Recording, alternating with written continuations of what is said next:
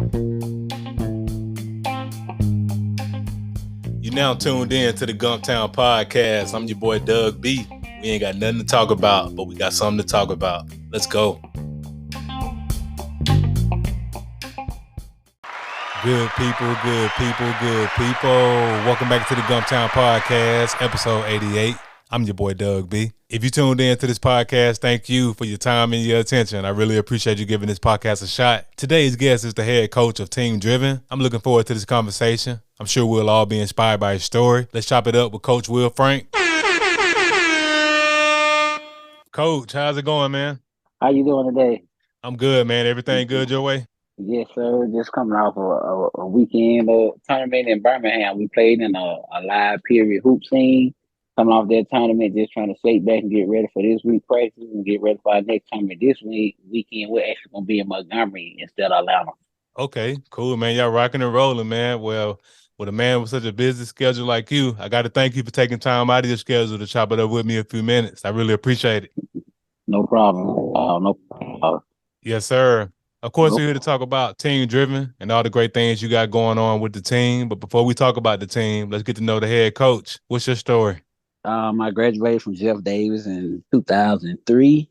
Been playing basketball pretty much all my life, man. From watching my dad. My dad, he played basketball. He ended up doing 26 years at the Montgomery County Detention. But within them 26 years, back then the department was just consist of their free time. They had basketball tournaments. They traveled. And I always went to the gym with him, so I always went and traveled to Tuscaloosa, all the different things the police department used to do within the state of Alabama. Like all police departments used to have like a big tournament every year, 2-3 times a year.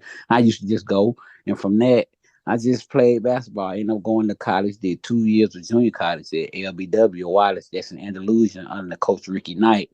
And from there, I finished my last 2 at Selma University. Coach Jeremy Fortune was our coach at Selma University. Wow, man, what a story. So you've been around the game pretty much your whole life, watching Pops. Yeah, plus I also played with the semi-pro Central Alabama Jaguars. The very first year, the Jaguars, Central Alabama Jaguars got on, I was on that team. Okay, cool, man. You've been around hoop your whole life, man. So what would you, yes, sir. So who would you say you patterned your game after? That's in, what you talking about, NBA player wise or just? Yeah, oh yeah, my bad. I should have clarified. Yeah, like NBA player wise, like who would you say you patterned your game after when you were hooping?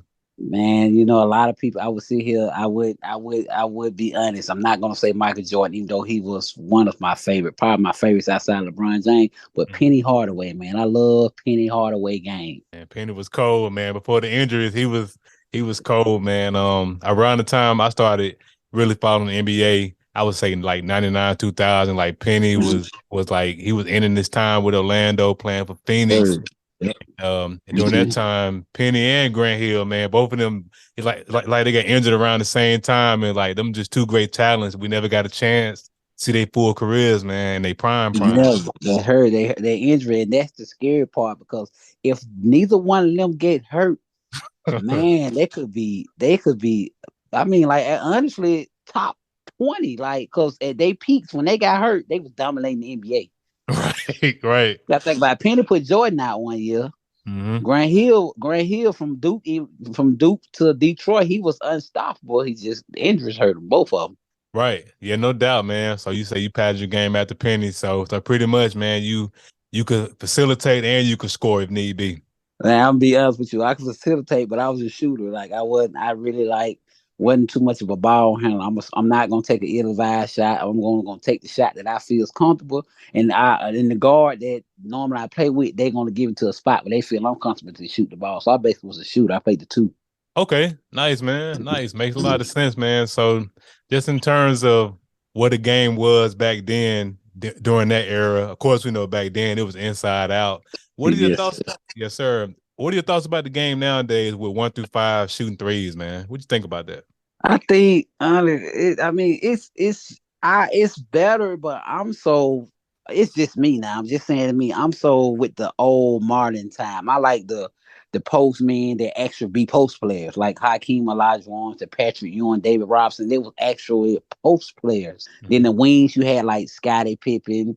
I mean, you can go on. I can go on for names. Chris Mullin, Charles Barkley, like people like Karl Malone. they actually did the dirty work. They did everything that's supposed to be part as a wing. Guard wise, like I said, I'm just a Marlin Day. I like the Jordan era, the Magic, the Isaiah. Don't get me wrong now, because I'm a LeBron fan. I like the style. It's just now it's more or less defense getting played. It's like it's more fashion, more trying to show out. Back then when Jordan them played, it was more basketball being played. Yeah, if you get what I'm saying. Yes, sir. I agree, man. Back then, it was inside out. Like the big man touched the ball down on the paint every possession. Yes, yes. Now, man, these fives, man, they be shooting threes like the Joel Embiid. So don't get me wrong, they shoot at a decent percentage, but you hate to see it. Like, man, you got a guard on you, and you shooting a three. Man, get down on the block and put that man up under the goal. So guess what? Back then, Hakeem or Patrick, you on the shack, they gonna put you on the goal Every time. every time. Like soon they see that mismatch, they finna go straight to the block and put you up on their hip, and they finna score.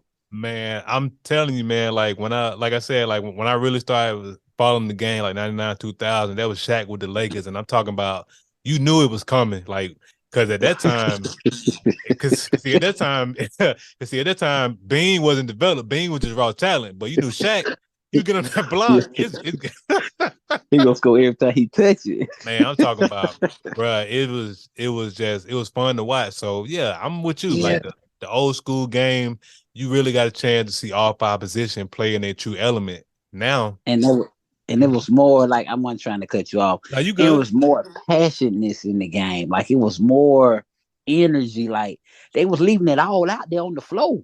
Mm-hmm. That's Yeah. that's that's what like. I'm not trying to. That's what I'm trying to instill in my kids. You Mm-hmm. got to leave it on the floor. If you're not out there giving me 100% on both sides of the ball, leaving on the floor, what are we doing here? Right. Right. But like I said, it's generations. You got the Steph and LeBron era. It's more about offense. The Jordan era, you got to play both sides of the ball. No doubt, man. That was definitely what that was back in that time. Like you had to do both because the thing is, and then to add to your point about more passion back then, I think today's time everybody's too buddy buddy. Like when they get on that court, I'm trying to eat your lunch. Like that's how Jordan was. Like Jordan, he smoked cigars, played golf with Charles Barkley and all them cats in the off season. But when they got on that court, it's up. Mhm.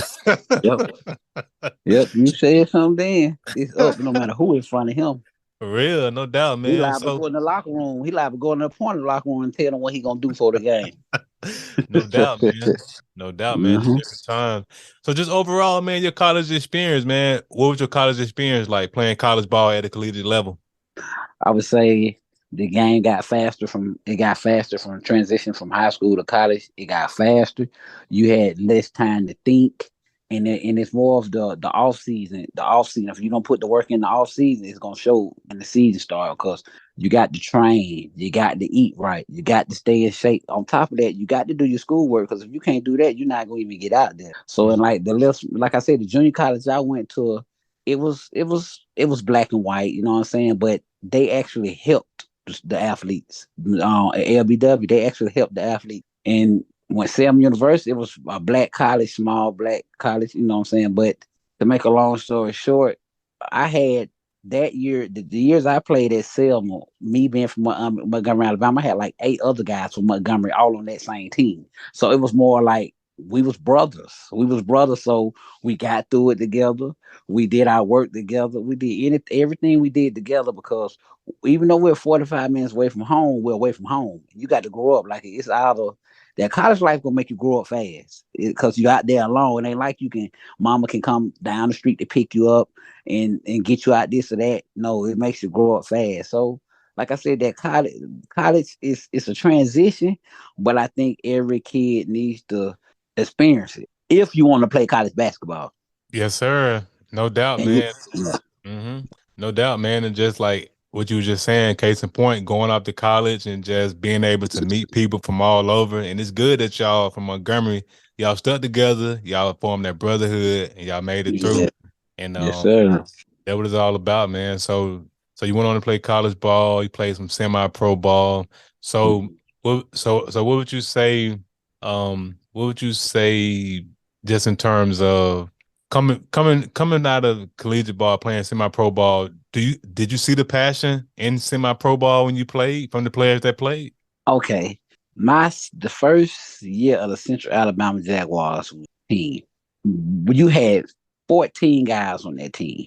The 14 guys that was on the team, we all had been playing pickup ball all summer long. Like this was just a ritual with us every day, Monday through Friday. So it was kind of like easy when we all on one team. Everybody already knew what every person did. Like I said, you had if I can give you a couple names. We had Donnell Taylor. He played with the Washington Wizards. Played at UAB. Craig Chicken Ward. He played at Mississippi State with the Carver. He's in the G League. He didn't play on United States team. We had Rockwell Johnson. I can go on Chavez Davis for Alabama. I can go on with the names we had, but we all in Montgomery every day we used to have a different gym we'll go to in the evening times, and we'll just play each other. So when it switched over to the semi-pro team, everybody already knew what they was capable of doing. That's why it was so easy. Like we went undefeated. It was so easy because everybody knew what everybody could do. Nice. So y'all had that synergy already. It was a seamless transition going over into the semi-pro. That's dope. Yes, sir. Yes, sir. Cool, man. So let's talk about Team Driven. When exactly did it get started, and what you got going on over there? Okay, team driven. This the crazy thing about it. Before it was team driven, it used to be called Dream Team. Pierre and Dara Mays, they been my buddies since we was little. His dad, Dara Mays, started a team called Dream Team.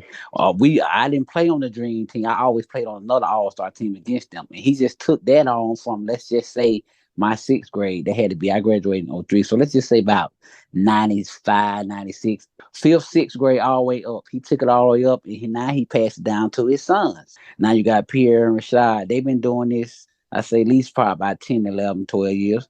And with that, been doing that, they asked me, my son, I have a son that's in the 10th grade. He played ninth grade. My first year coaching Team Dream was ninth grade last year. My son played.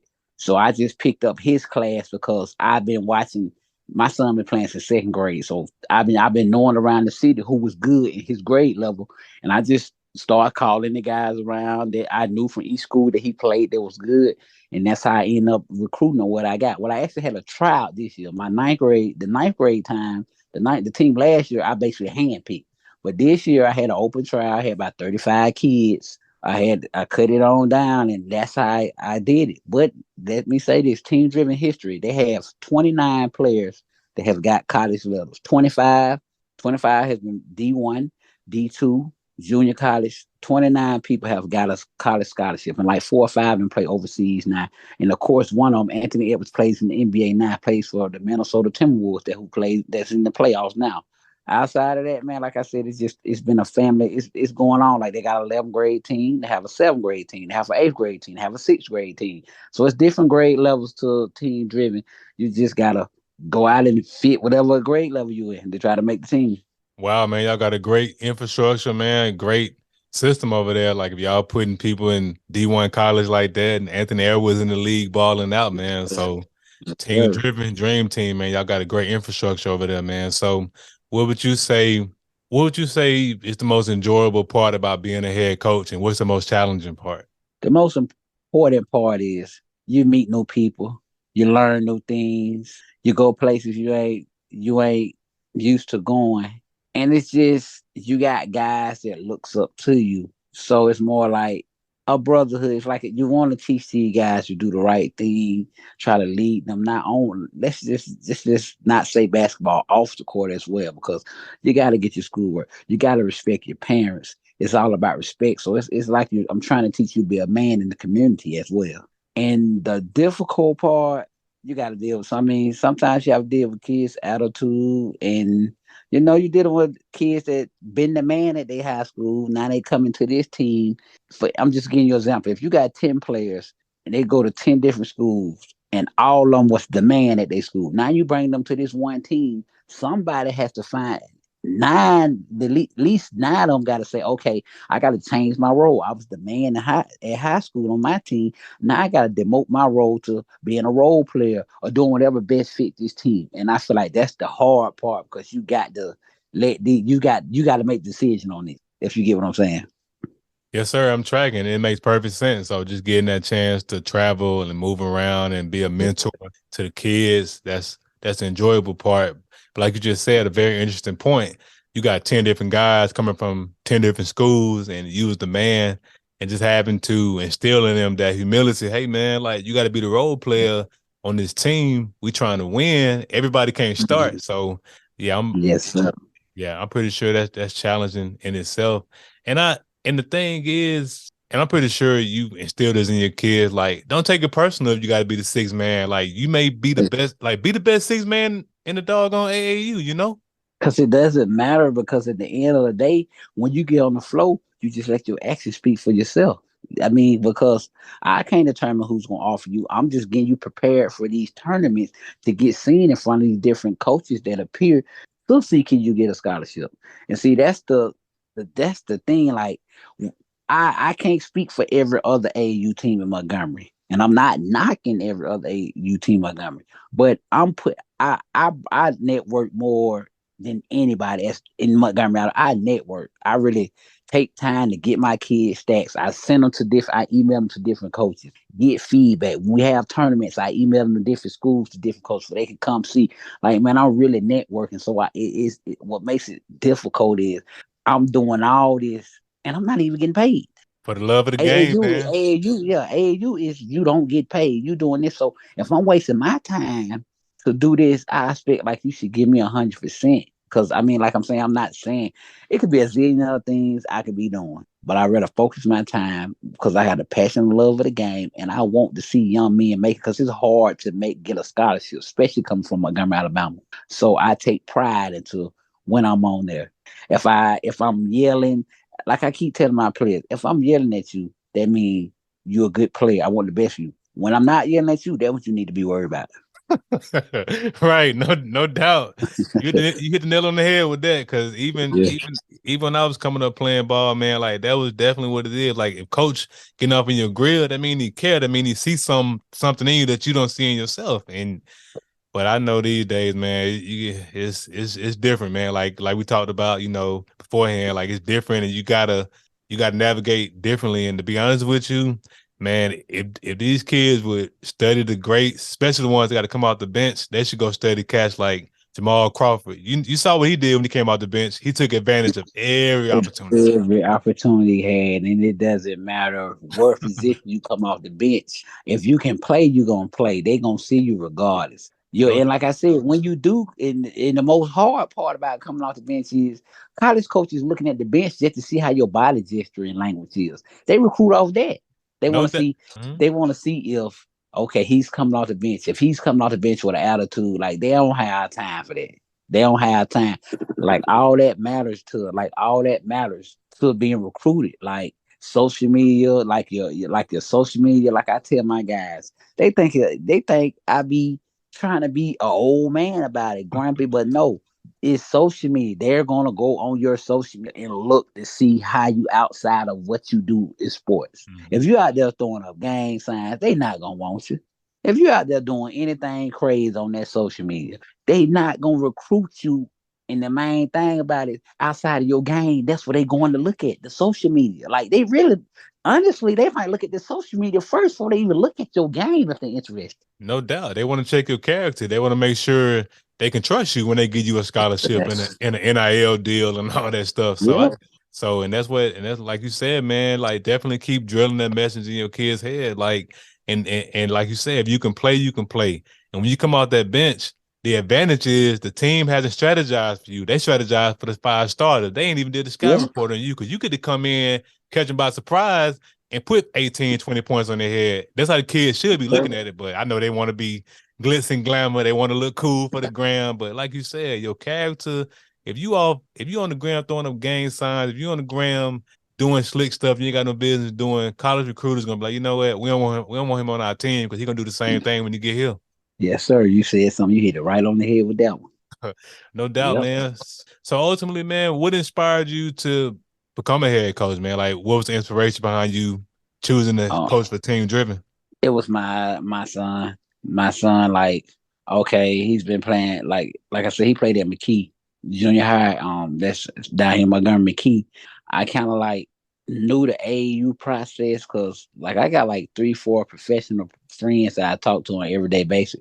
So I kind of like they always told me, man, if you're gonna get your son with what you know will, you need to coach him AAU. Do not let nobody else coach him. You coach him.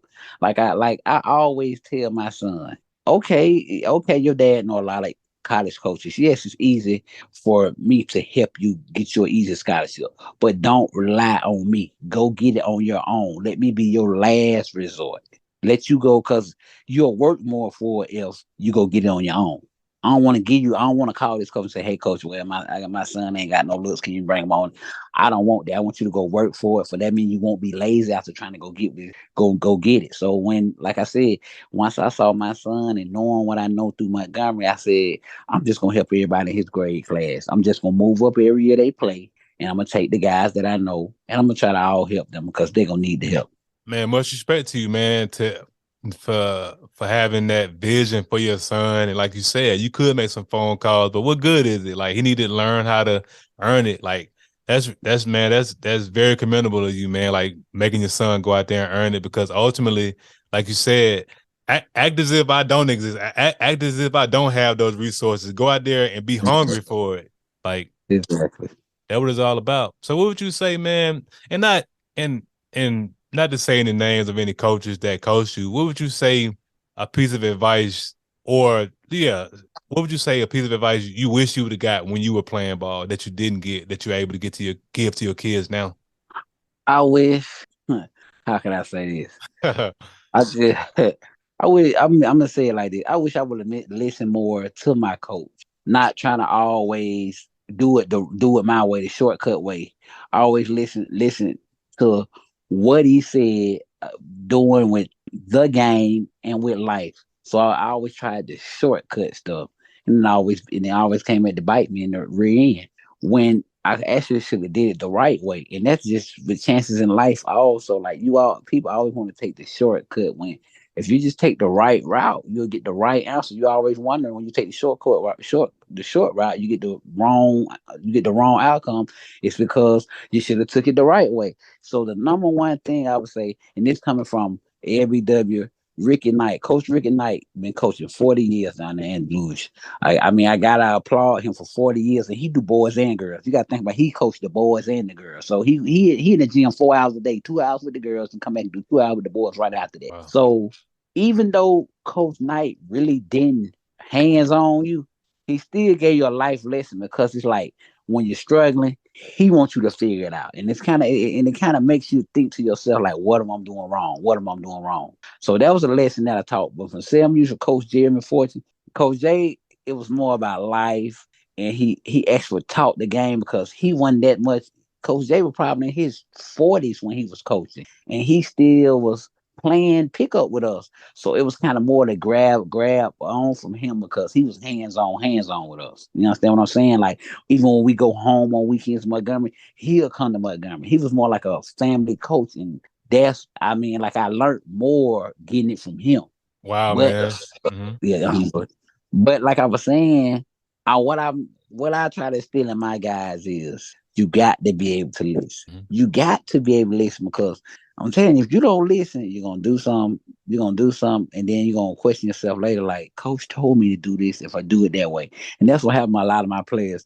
Coach be like, well, coach, and I explained to him this what you supposed to have been did. Then he'll come like, oh, you were right, coach. I should have did it that way. I've been trying to tell you.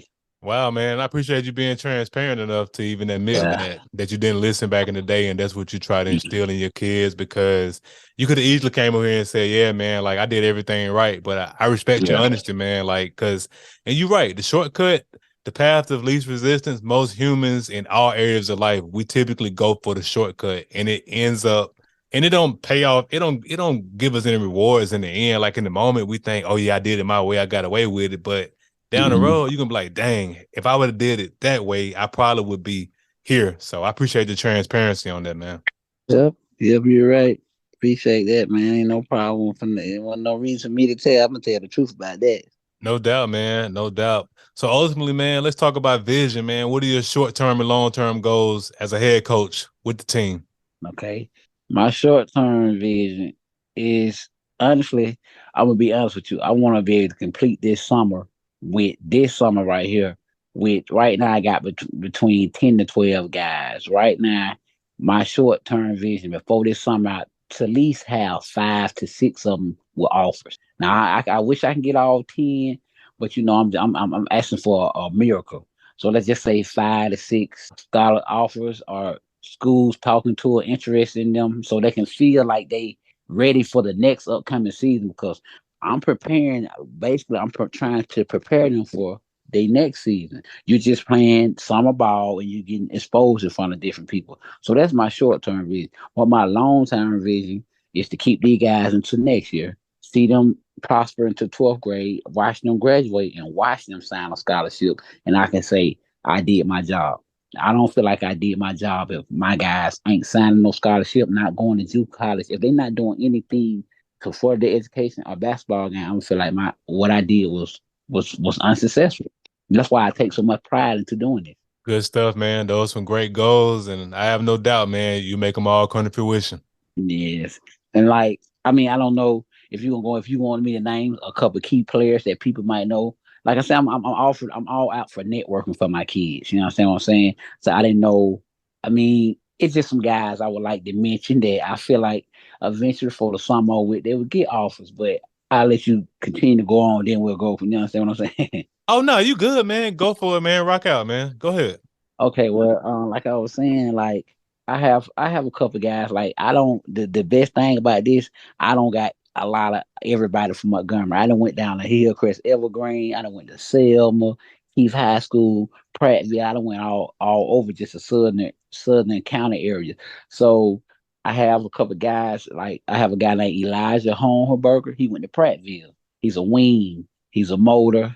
He's athletic. He's coachable. A lot of coaches would be interested in him. I got a guard named Miles Hannah. He's averaged 18 at Keith High School. He's ranked nationally. I think a lot of coaches will be interested in him, his program. He's a combo guard. He can shoot it. He can pass. He's very coachable, and he understands the game, and he's patient. I got a guard named Gennaro Williams, played at Jeff Davis High School also. He's a shooter. He pesky, quick, and he plays defense to be so short he can play defense, and he ain't scared to go to the rack. There's just a few I would like to name. You know what I'm saying? And one more, I also have a kid from Selma. His name is Deshaun Flanagan. He's a post player nightmare. He's energy. He rebounds. He hustles.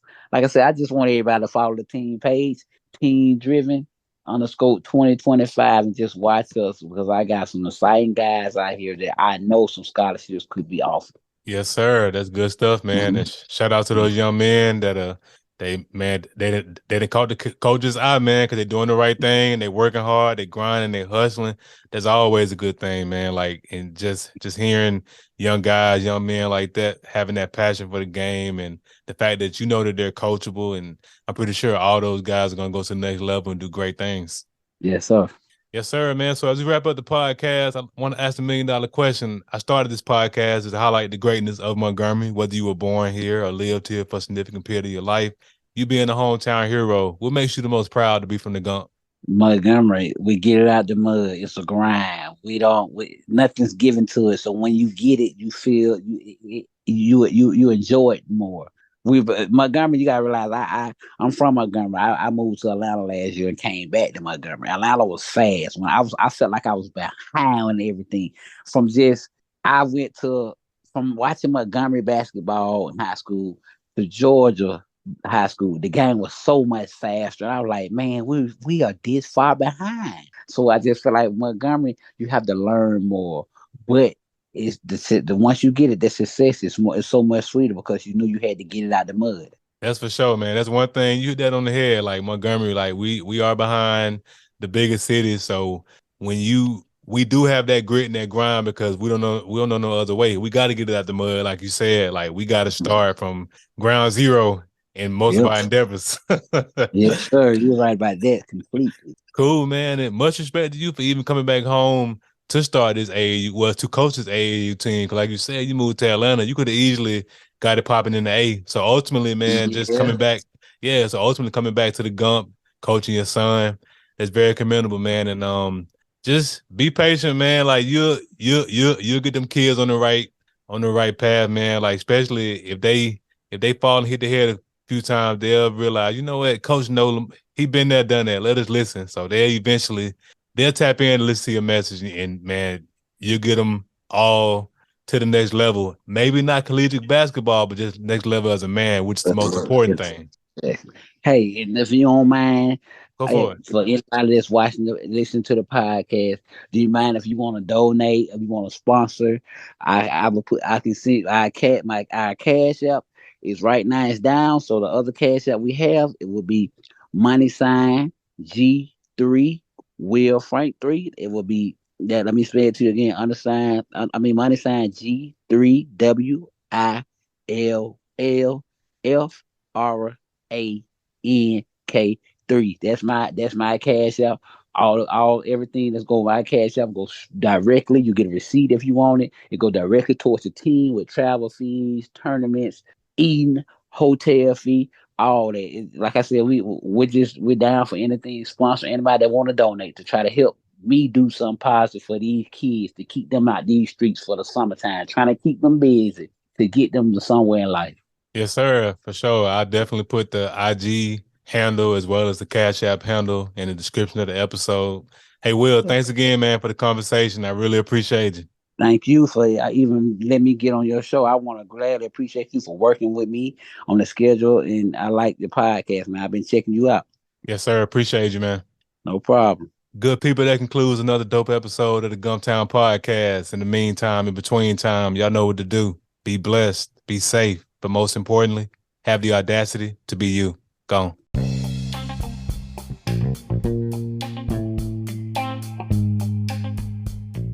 Thanks again for tuning in. I appreciate your time and your attention. Until next time.